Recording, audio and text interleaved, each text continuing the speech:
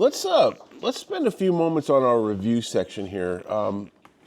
The majority of what we have talked about in this is the evidence for a young Earth. In your opinion, have I tried to disprove an old Earth in this class? Yes. I don't think that was my goal. Obviously, I believe in a young Earth. Do I feel like we have conclusively proved that the Earth is not billions of years old? Certainly not based on this. But have we looked at some evidence that would at least give you pause to think maybe it isn't? We talked about the Earth's magnetic field decaying. What does that mean in layman's terms? The Earth has a magnetic field and it's decaying. What does that mean? Over time, the magnet in the Earth is getting weaker. It's getting weaker. And we use this example of the battery. What is the result of magnetic decay? Heat. If you hold this battery connected long enough, what will happen? It will become very warm. You could actually make a D battery so hot you can't touch it. If you just did this for half hour, 45 minutes, you wouldn't be able to touch it. How does that reflect the potential of a young Earth or a biblical 6,000-year-old Earth? It would have been impossibly hot billions of years ago. Mm-hmm. That's true. The heat from the magnetic decay would have been very intense, and it certainly would have hindered life on Earth. So if we have billions of years, we have to deal with the fact that magnetic decay is a real thing, right? All right. We talked about erosion. That was something that a lot of people told me they had never really thought about. What are the erosion patterns on the Earth? What is the end game of erosion? Sediment ends up in the body of water. And given enough time, billions of years, what should be the result of billions of years of erosion? It would flatten out. Our mountain ranges and things would certainly be. What would cause a mountain, say like in the Rocky Mountains, or what would cause that to erode? Rain, snow, melt. That all. I think the thing that we really gloss over, whether you're a creationist or an evolutionist, is billions of years. We say that, and we act like, we hear it all the time, we act like we know what it means, but the truth of the matter is, that is a stint of time that we can't even fathom. And the changes happen. Just look at how the world has changed in our lifetime. We're talking about, for Danae, 20 years, for Dolores, 200. But even in that stretch, how much the world has changed. And I'm not just talking about technology. It really has changed. So is it safe to assume it's been changing for 5 billion years? Well, based on what we see, we should probably not have. We talked about Kangaroo Island in Australia, off the coast of Australia. It's a very flat, and it's been dated at over 160 million years. If that really was a flat rock, essentially, in the ocean with the waves and the rain, after 160 million years, what should have happened? Yet it's there, okay? All right, without getting too much into that, what about the salinity of the oceans? What should the oceans be like? Very, very, very salty. Very salty, okay? Very salty. So, are the oceans in theory getting more salty or less salty? More. Okay, now explain to me basically why that would be true. Because of erosion, and then also because of evaporation.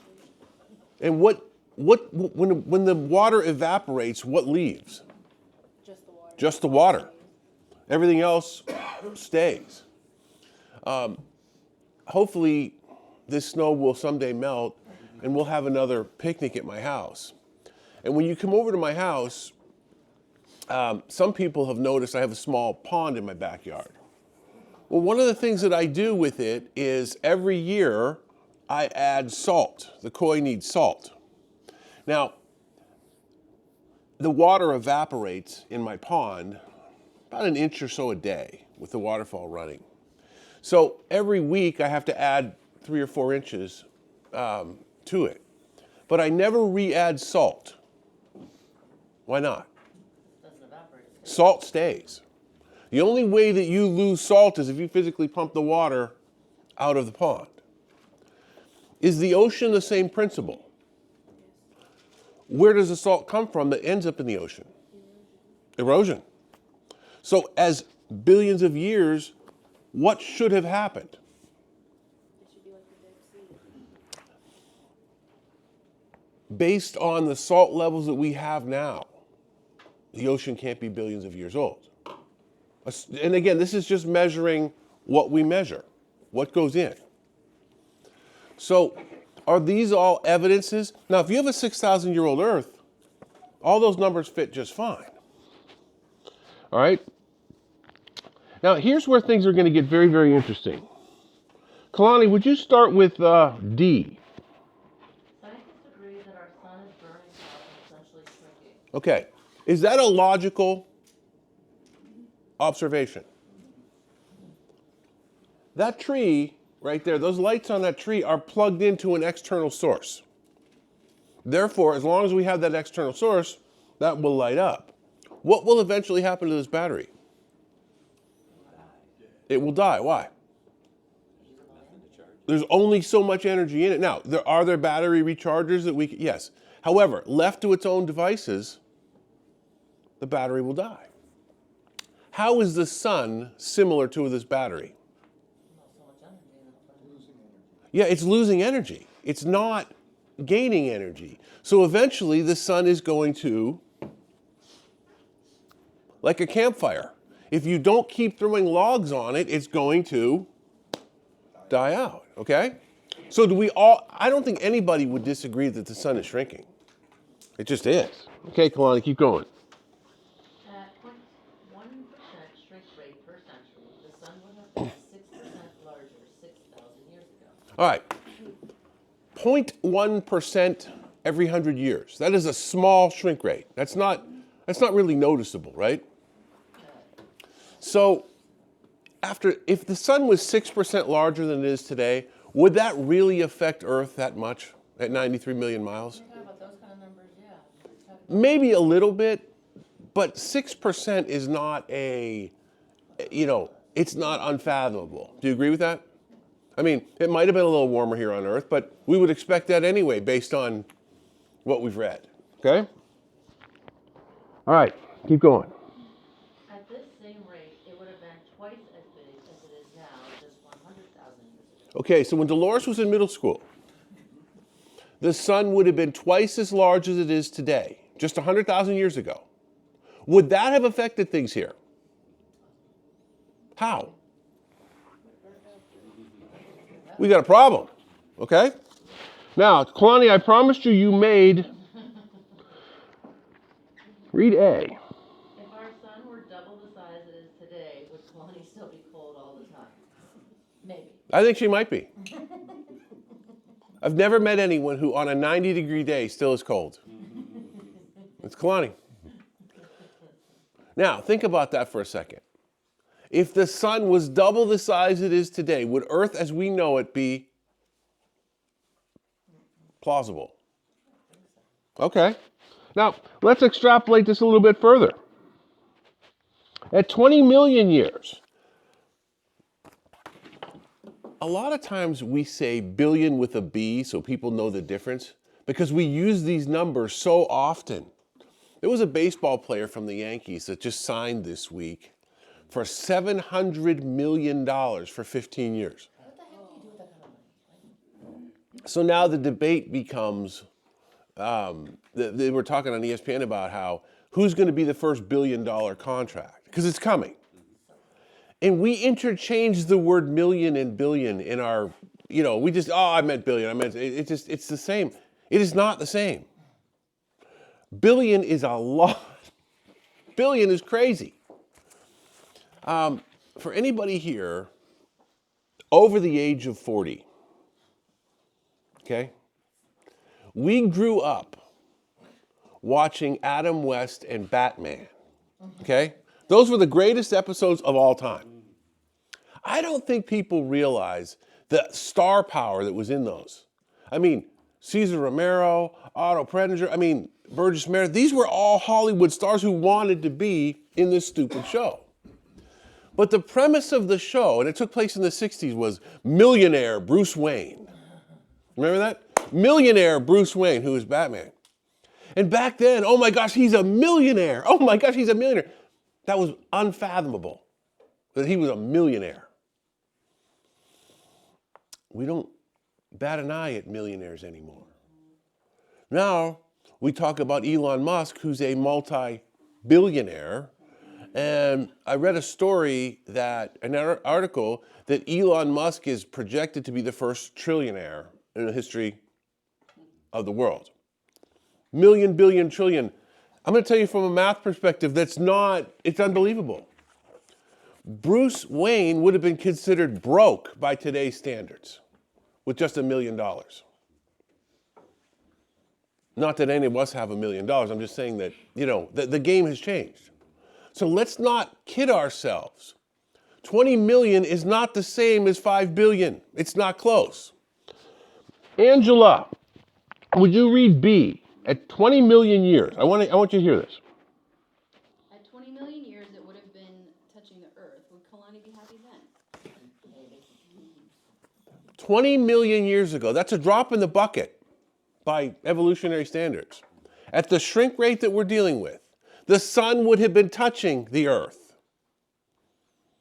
And yet, I watch Shark Week, one of my favorite weeks of the year, Shark Week on Discovery Channel.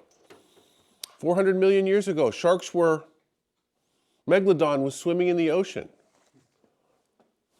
Where? What ocean? If the sun is touching the earth, what happens? What happens to the water?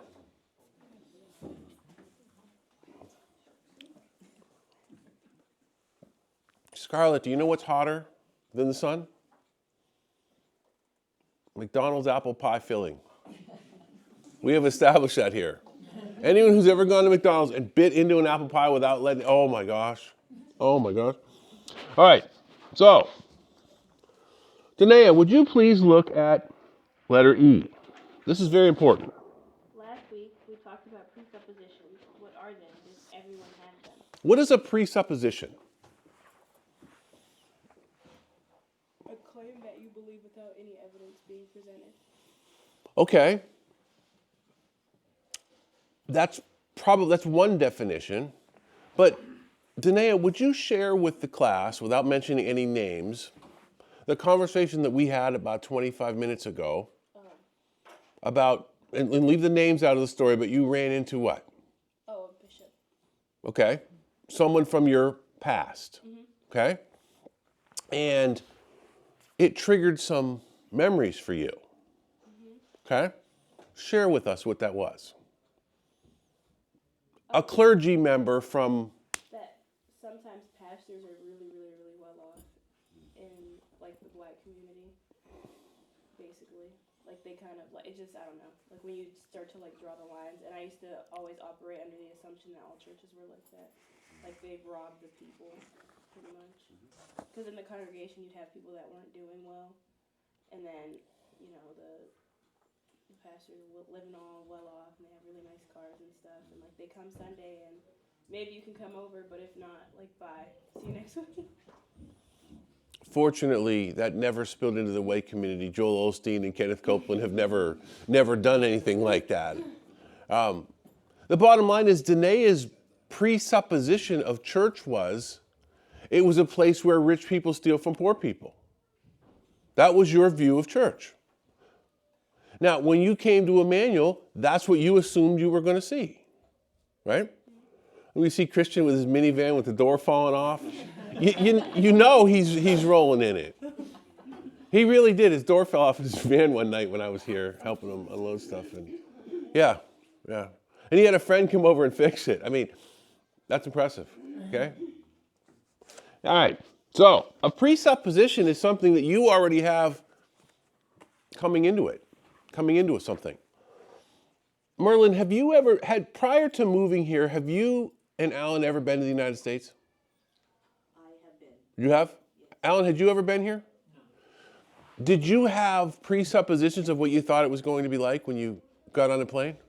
Yes, I thought everything is big and beautiful and advanced, but I don't And you came... especially in Erie, my expectation was like big and something like that. I said, oh, the malls are small. Yeah. I'm like back in the province. I said, this is not what I'm expecting. Right. Yeah. And it's because I live in a big city and the transportation, everything there was just so easy for us. Here, oh my goodness, how are you going to go to one place if we don't have cars? Right. So those are my...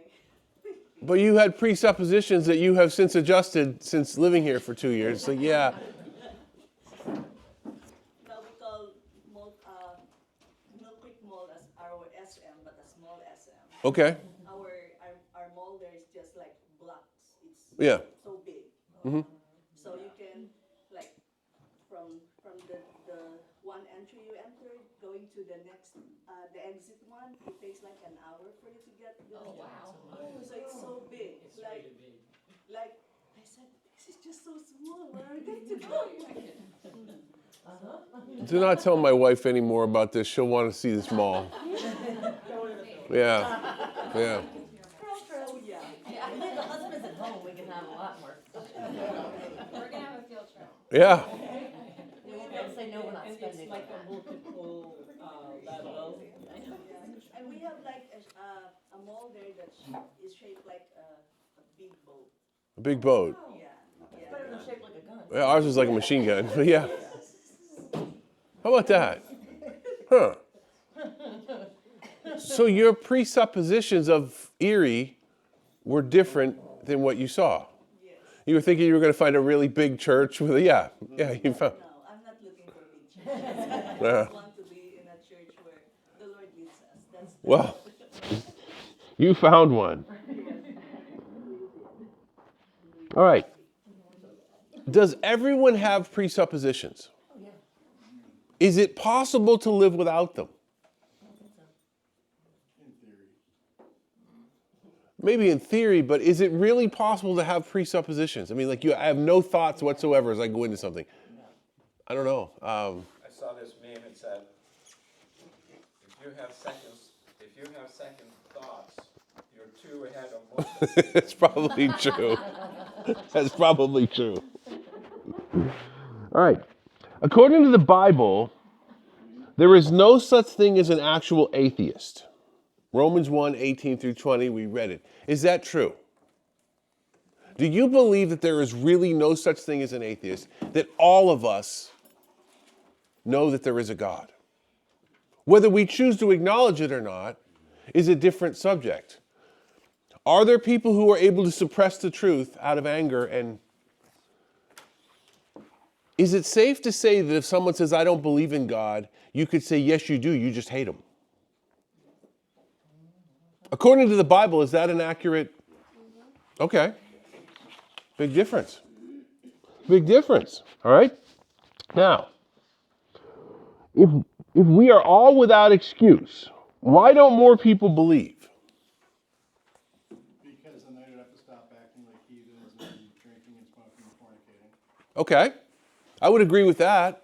God hasn't called them then. But what else? Was it our brain power and our dedication and our personal pureness that drew us to God? Only yours. Yeah, trust me. Trust me. You know what's funny is I've never seen Lord of the Rings. I need to watch it now. Yeah. I really do. Now I'm motivated. Okay. All right, now this is really interesting here. We also talked about rescuing devices. What are they? What are rescuing devices?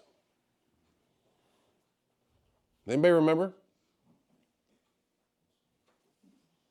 Like what you fall back on to explain Yeah. anything you can't explain. And basically excuses. Do Christians have rescuing devices? We do. We do. And we're not being honest if we don't say that.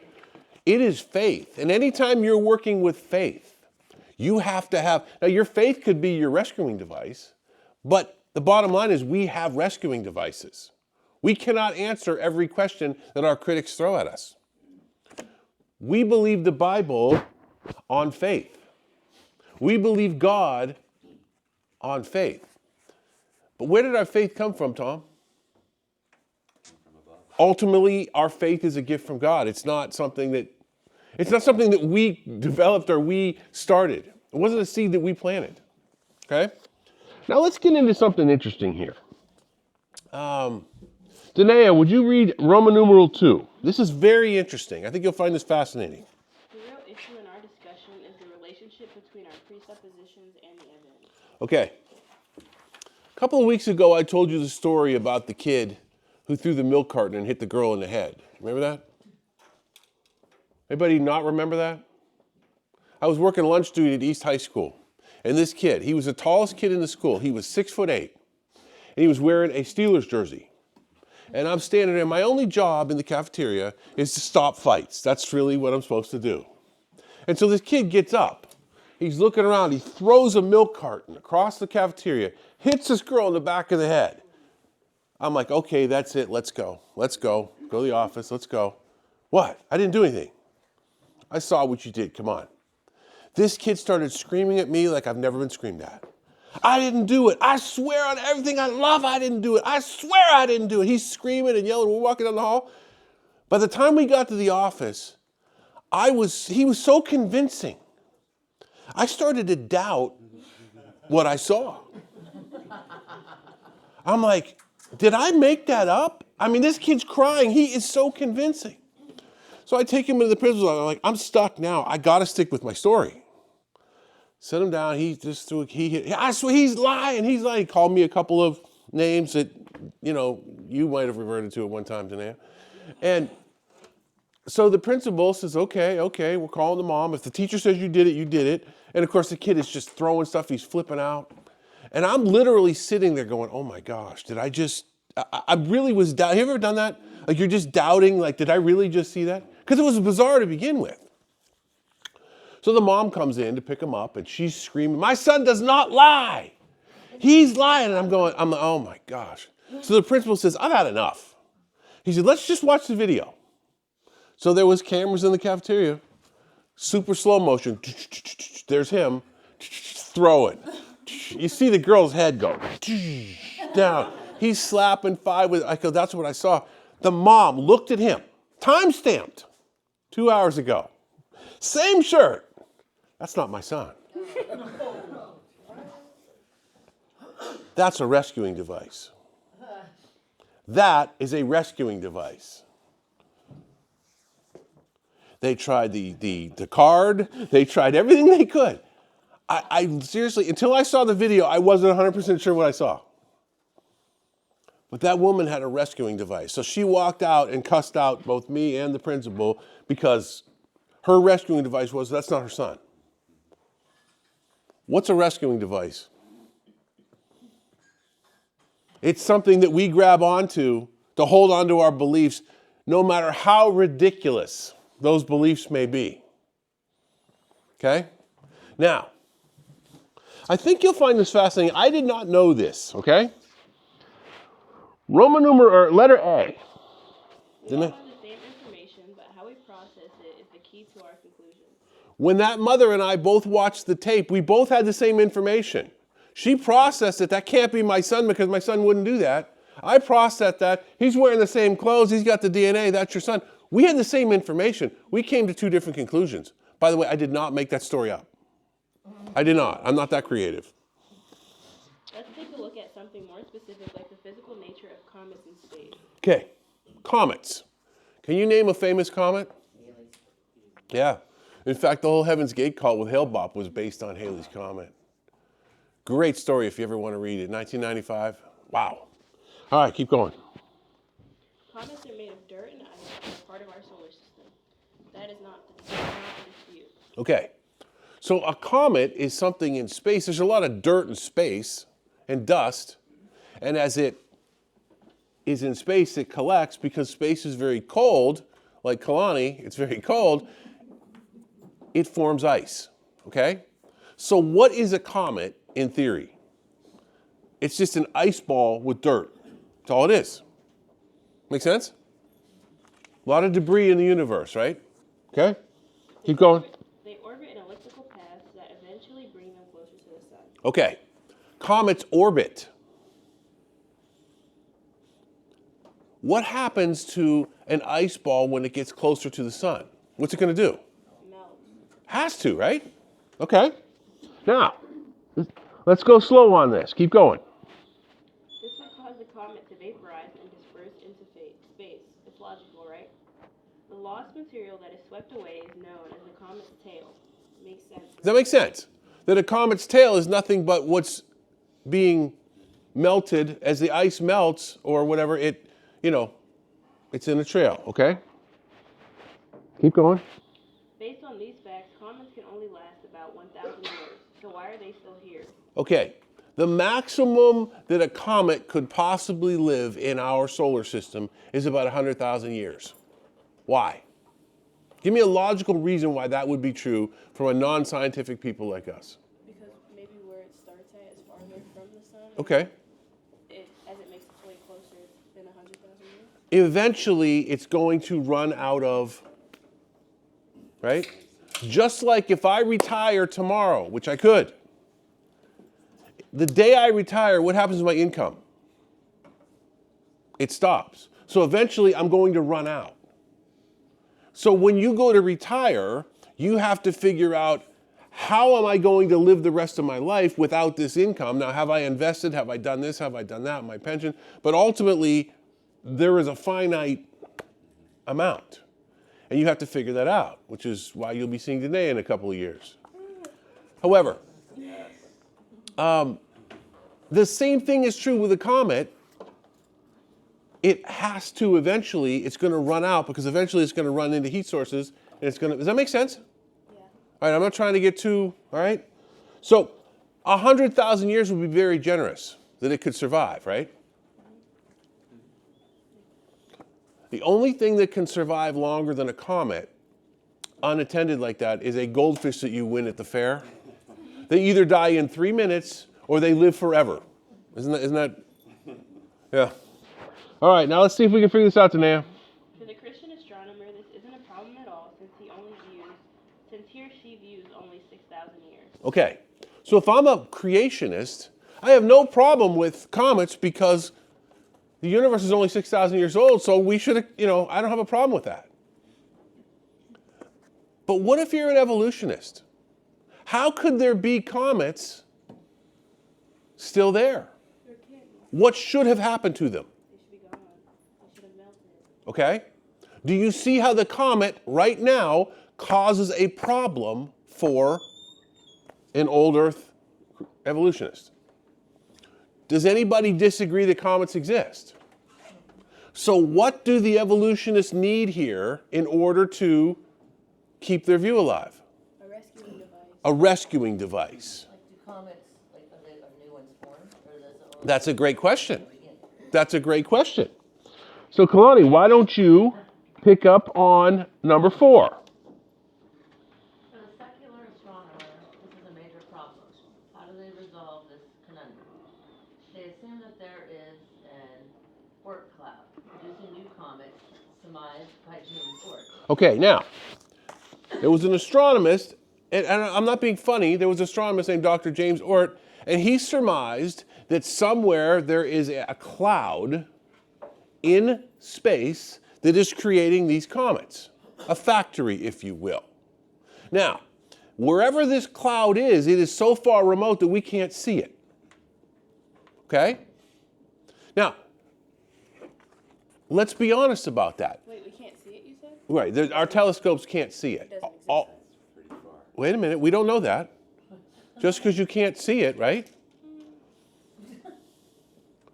There are some people in here who have heard that you can be nice. They've never seen it, but they've heard that. But they use that same argument for God. Okay, So why doesn't it apply to their big cloud? stay with me here. Well, they would say that there's evidence because there's, Also evidence for God. well, okay, but again, that's your presupposition. Okay? Now, this is good. This is exactly what I'm trying to shoot for. Okay, now, Kalani, keep going with this. This resting device implies that this cloud hasn't been observed by our technology yet. This work cloud is making new comets and releasing them into our solar system. Okay. Science can't prove anything about origins. We can always invoke the unknown. Okay. Is it possible that there is an Oort cloud or some kind of a device in space that we can't see that is creating new comets? Listen, we cannot speak to that. We would be really ignorant if we absolutely said that's not possible. Okay? So, is their rescuing device in this case completely invalid? No, it's not. Now, if you're laughing at this right now, and a lot of you guys are, you're going, okay, like one of Lena's stories, okay. But your presupposition is what is forcing you to scratch your head at that, okay? Now, let's keep going, because this actually I think is going to get very, very interesting. Is it possible that there is an Oort cloud that we can detect creating new comets? We cannot rule that out, can we?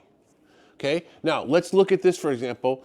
Why is carbon dating not necessarily a problem? Why is it a problem for billions of years? What would have happened to the carbon based on our observations if it was billions of years old? It would be so far dispersed you couldn't see it, right? Is it possible that there is a device that we don't know about that creates carbon in a dead body? I'm just saying, is it possible? We don't have the technology. We don't know this. Is it possible? But what am I invoking on at this point? If I'm saying that maybe there's an Oort cloud, maybe there's something in a dead body that we can't detect that produces C14 and makes it so that we can measure it. Tom, what am I doing? Yeah, those are rescuing devices. Okay, they are rescuing devices, no doubt about it. But what am I invoking? The unknown, but ultimately I'm invoking faith. I'm invoking something that I cannot see. We as Christians invoke God, we invoke faith, but we are accused of being nonsensical because we invoke faith. And in reality, what do both sides do? It's faith. And where does their faith come from? It comes from their presuppositions or their worldview. Now, before we get too smug about this, okay? Regardless of our worldview, look at E. There will always be tension points that don't seem to fit, okay? Now, Tom, would you clearly read number 1? For the Christian 6,000-year-old view, distant starlight imposes the same. Okay, now let's think about this for a second. We believe that God created the earth, at least I do, 6,000 years ago. Can I deny that in our solar system or in our galaxy, there are stars that have light that would take light years? How can I see them? Because God made it that way. Okay, but what is that? A presupposition. And that's a rescuing device. There is no clear-cut answer to this. In Job, Okay? when he created the stars and he pushed out his...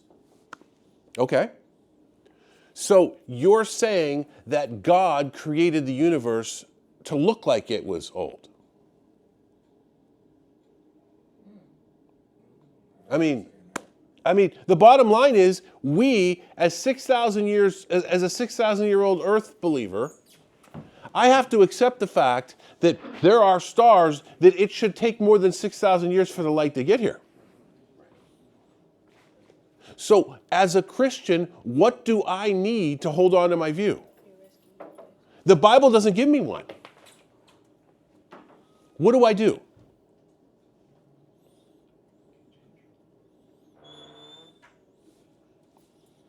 What would be an argument that you would try to use to say that God created the universe with age, or at least to look like it was that way? How do they know they're like billions of miles away? Really? I will give the astronomers the benefit of the doubt and the credit to say that, like when we went to the Creation Museum and we were in that, even though I was asleep for part of it, that was because it was so amazing. But in that 4D, that was unbelievable. But literally, the size of the universe is so far beyond our comprehension that it's like farther than driving to Wesleyville, like some of these stars, or northeast. So how do we assess that? Maybe that they're not as far away as they're claiming. That's what I'm saying. Like, what Okay. I mean, 6,000 years away or 6 billion miles away, I mean, would be really different to us here on Earth. Like, that's still a really far distance. You know what I mean? Actually, it would be, because it's say 100 billion miles away, that star will be dead before you see the light. And the stars you see tonight may be dead already, or, it doesn't make a difference. He's right. I mean, I'm not going to say that this is above all of our pay grades unless. I agree with that. I agree with that. But have you ever heard anyone from a Christian viewpoint try to defend that? I've only heard one argument that makes sense. But let me be clear before I share it with you. It's a rescuing device. It is not something that I can hang my hat on and say, this is what it is. So as a Christian, I am using faith. And I have to accept the criticism of a rescuing device that an opponent of my worldview would give. Can anyone think of a rescuing device that would, how we could see stars that are that far away if the Earth is only 6,000 years old? Well, you're trying to get to, he created it to look old. Okay. Because if he did, an argument is, well, he made Adam as a 30-year-old man or whatever. We presume that Adam was not created as an infant. We presume that he was a full-grown man. Right, a full-grown man, okay? Now, that is not proof, but it is a rescuing device that when we look at, God didn't create plants as seeds. I mean, he did create the universe, or at least the earth, as it is, okay? So, by that logic, we can extrapolate that maybe he did the same thing with the universe, but it's a rescuing device. I'm not criticizing the faith. I'm saying that we have to acknowledge that we don't have all the answers. Anybody have any thoughts on this? I saw an article, and I didn't have time to read it, and I probably will never find it again because it was one of those that popped up on Facebook. Rabbit holes, yeah. The U.S. Geological Survey, so I'm assuming you can find it on there, had made a recreation of the Sahara Desert 6,000 years ago, and that it was a lush, wooded area that was just fertile, fertile ground and everything. And then that was 6,000 years ago, and then 5,000 years ago something happened that started to change that. The precipitation levels started to go down, and they were putting this in the light of cyclical cyclical nature of nature. Yeah. And as I said, I didn't read the whole article, but I thought that's pretty interesting that they used just 6,000 and 5,000 years ago, because that kind of falls in line with something different. Very different. It's possible though, because we in the United States, we created the Dust Bowl because of over farming, and we also fixed it. So what's this, 5, 6? Yeah. Maybe whoever descendants of Adam and Eve just over farmed or something, and next thing you know, you got. I mean, I don't have a good answer, but. I really found this Oort cloud argument as I studied it. I found it fascinating because I remember thinking, seriously, that's what you got? I mean, that's how you're going to hang on to? But when I was challenged with my worldview that we have, light years, to put that in perspective, our sun is only 93 million miles away from the Earth. And at the speed of light, it still takes the light 6 minutes to get here. 6 minutes to get here. So when you... 7.5 in Erie, though. Yeah, in Erie it's 7.5. When you see the sunset on the horizon in Lake Erie, you're watching it go down. It was gone 7 minutes ago. It took that long for the light to get here, okay? So it takes a while. It does, right? Just like it takes a while for some people to get where they're supposed to be, It's just a delay, okay? Distance. 93 million miles is a long way. It is, right? So, does anybody find that interesting? Has anybody ever been challenged with that before, the light problem of the universe? Yeah. And it's yeah. I'm not a scientist, and I apparently slept through this in high school. Is that a presupposition, the speed of light?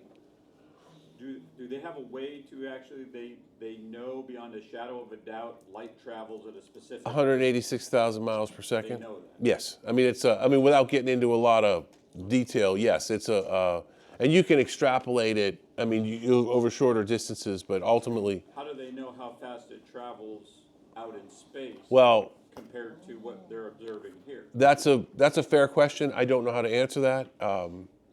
But it's essentially measuring the speed of light would be like the police when they pull you over on Gary's Road in Mill Creek, where they have a very small strip where they time you, and then they just, yeah. And they do that a lot, by the way. I've never been pulled over there. My uncle was pulled over there one time. That is one of the biggest speed traps in the area. Zimmerly Road over by First Alliance Church, there's that road that cuts up to Hershey, and it's 25. And they have these speed strips. And anytime Mill Creek's running short on money, they just put one of their cops there, and they make it up in like 2 hours. Because the people come down that hill. Anybody here know what I'm talking about? Yeah, you know exactly. Yeah. But anyway, what they do is they don't need a radar gun. So your radar gun won't do you any good if you had a radar detector. They simply time the two strips. And they do that on the highways too. You'll see but it's the same principle. How do they know? How do they know when the light started from that star? How do they measure that? Again, there are presuppositions. Yes, that's true. That is true. However, I am convinced, at least for the next few weeks here in the United States, if there was a way to tax the sun for speeding, our government would find a way to arrest the sunlight for... That's why we never get it, because it gets pulled over and speeding. So, rescuing devices. Tom, Roman numeral 3. In truth, we always appeal to our worldview to solve the conflicts in our lives. What's a worldview? A presupposition and a worldview are basically the same thing, but we always revert to our worldview. Homer Simpson once said, "You go with what you know." You go with what you know. So, we do too. We do too. If you think about The Simpsons, it is the greatest satire on America.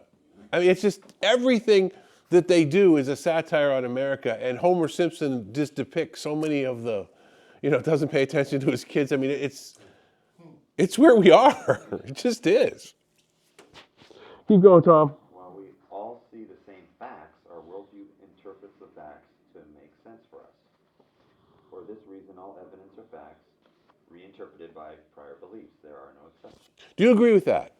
No matter what you see, it is interpreted by your worldview. I have a very good example here, and I want to take this very, very slowly, okay? So, Tom, keep going. If we say that we only believe what our senses Okay, now think about that for a second. We're going to talk about empiricists, evolutionists. Empiricist is someone who says, if I don't see it, if we can't see it, it didn't happen. Okay, that's what an empiricist is. In order to be an empiricist, you have to believe something. What do you have to believe? That your senses are reliable. Okay? What is the theme of every single Hallmark movie besides the plot? It's the same plot every time. I've watched every one, and if I haven't seen it, I've still seen the same. I mean, I know what's going to happen. I can walk in, my wife's watching a Hallmark movie, and I'll look at the time. And they run in 2-hour increments. So it's either, if it's 20 after 9, this thing either started at 8 or it started at 9 because they're, And so I look for the fight. If the fight starts happening at 9:30, that means it started at 8 o'clock, okay? And then they break up and they get back together at the very end, okay? But what is the premise of every single Hallmark movie? Follow your heart. You have to follow your heart. That is our theme in this country at this age. You have to feel, you have to follow your heart. What does the Bible tell us about our heart? Don't do it. Don't do it. Jeremiah said, don't do it. Heather has a t-shirt to prove that. Yes. I heard you got a warm welcome in Chautauqua one day for that too. That's wonderful. That's wonderful. Getting cussed out by an old lady for wearing a shirt like that, Welcome to my world. I get cussed out every day. It doesn't matter. I would not, that would be okay. Yeah, well, let's, so nonetheless, our worldview dictates how we see facts. It's just the bottom line. That woman who saw her son on the video, her worldview said her son didn't do it. She had every intention of walking out of there. And you're going to laugh at this, but honestly, as they were walking out the door, I'm convinced that at least part of her believed that her son didn't do that. We can really deceive ourselves that much. That's why eyewitness accounts in courtrooms are so unreliable. Correct. You're right. I mean, you think you saw something, and then you add time to that, and your own perception changes what you actually saw.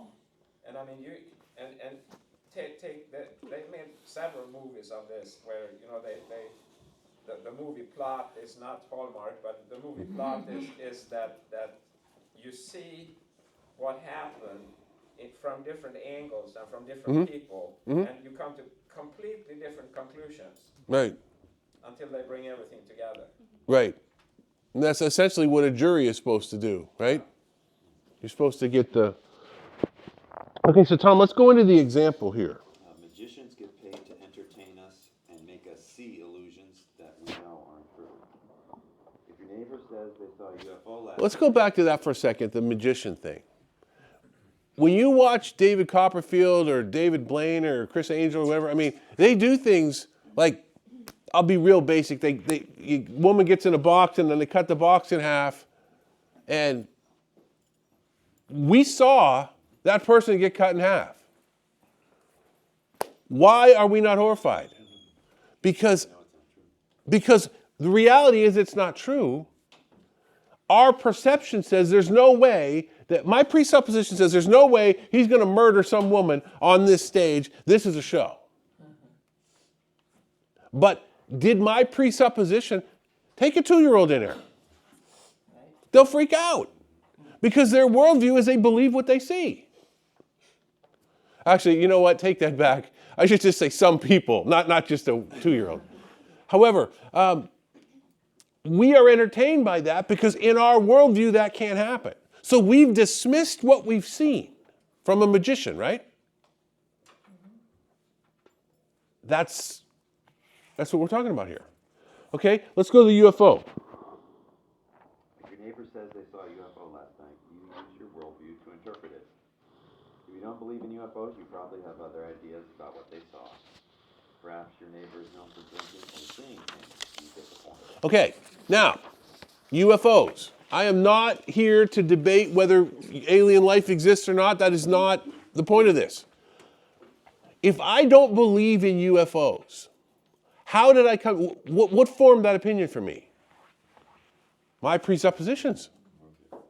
If you believe in UFOs, Area 51, and I'm not making fun of anybody on either side, your presuppositions determine whether that's true or not.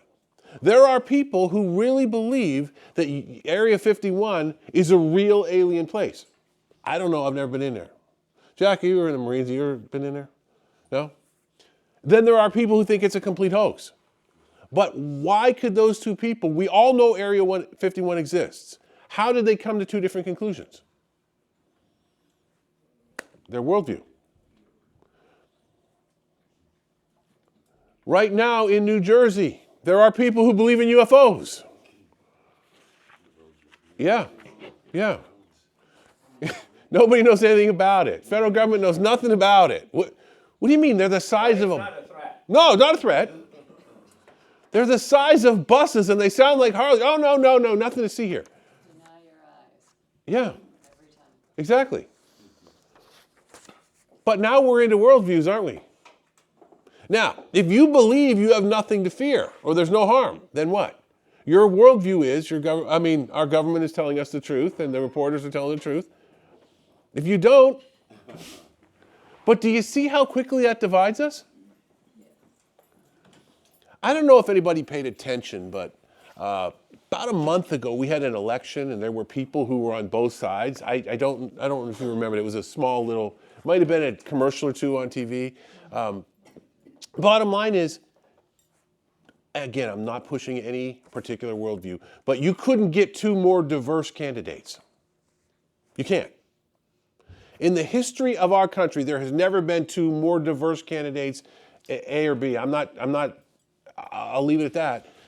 But there were people on both sides who were adamant that the other side was evil and wrong. We're looking at the same country, same facts. How do you come to different conclusions? It's your worldview. Okay? All right. Danae, backside, C. The biblical creationist worldview is probably pretty familiar to those of us in this room. An all-powerful God created the universe and everything in it in 6 literal days. The world was paradise until Adam and Eve disobeyed him and he cursed his creation. Anybody disagree with this worldview so far? Trying to summarize it. Okay, keep going. Since all humans are descendants of these two, all humans have a genetic sin nature. This is why we have pain, suffering, and death all over the planet. God created plants and animals to reproduce after their own kind. While there are variations of species with a given kind, there is no cross kinds. Plants and animals are given the ability to adapt to their surroundings to an extent. God eventually flooded the entire world and only 8 people survived on an ark built by Noah. 2 of every kind of animal were on the ark to preserve the survival of original creation. Most fossils that exist today are the result of the global flood. Okay. When we look at fossils, we think, wow, that must have been caught up in the mudslides when the floodwaters receded. That's our worldview of fossils. Is it logical? It is to us, right? We don't see it any differently. Now, without going into Jesus and salvation and everything else, is that a fairly accurate worldview of a biblical belief in creation? Minus 32nd Street, of course. Green Garden. Okay. That's how we think things got here. Why is there pain and suffering? Because Adam and Eve sinned. Why are there fossils? Because God flooded the world. Those are our answers to that question. Okay? Let's try the other side, Danae. There is no general or singular view of an evolutionary worldview, but some similarities exist. The ultimate standard for an evolutionist varies from person to person. Generally, naturalism or empiricism are the given choices among this worldview. Naturalism is the belief that nature is all there is. Empiricism is the belief that all knowledge is gained from observations. Basically, billions of years ago, Big Bang happened in space and dispersed energy everywhere. When the energy cooled, it became matter, which became stars and galaxies. On Earth, chemicals came together to form self-duplicating cells. Mutations from these self-duplicating selves mutated into enhanced versions. A God is not necessary in this process, although some theistic evolutionists believe in one. According to this worldview, a global flood never happened. Fossils were laid down over billions of years in a gradual process.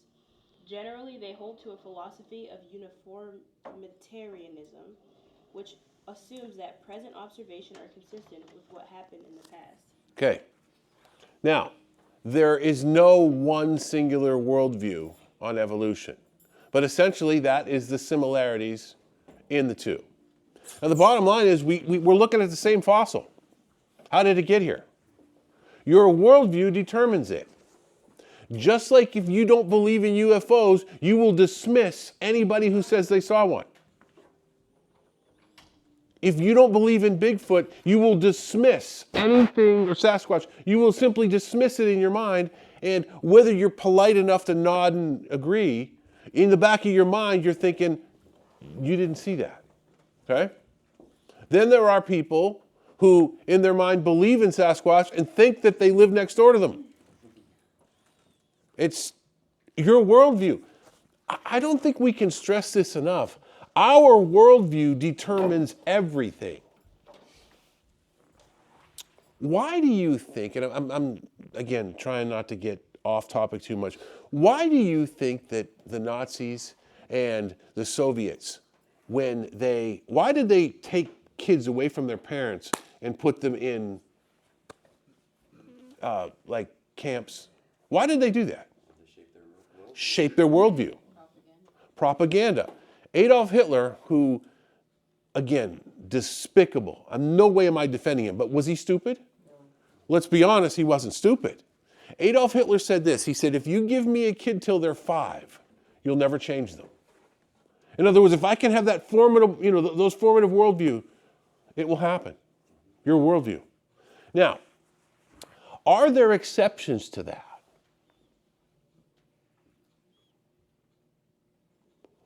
In our case, none of us were born Christians. What happened? The worldview changed by his power. But who changed your worldview? Did you change it? Did you wake up one day like that song and say, I've decided to follow Jesus? I've decided to follow. No, you didn't. No, you didn't. You had nothing to do with this. Now, I would say you were done against your will.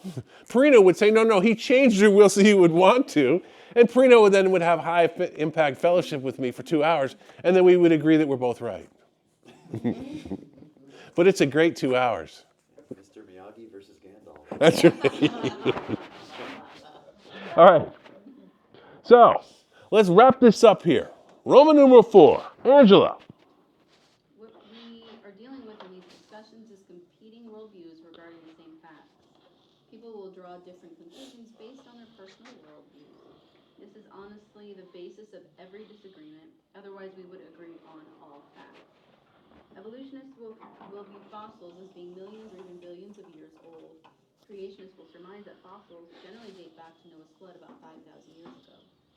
Evidence does not speak for itself, rather, it is always interpreted by a person's worldview. Let's think about that for a second. How many times have you heard the statement, the evidence speaks for itself? The facts speak for themselves. No, they don't. Yeah, follow the science. Yeah. But ultimately, follow the science is the same thing. It's where's your worldview? Where does your money come from? Exactly. Exactly. Bottom line is, when we want to convert people, we want to convince people that Jesus is the way, that they are sinners. We can't do it. Why? Their worldview is totally different. And we do not have the power to change someone's worldview. There is only one who can do that.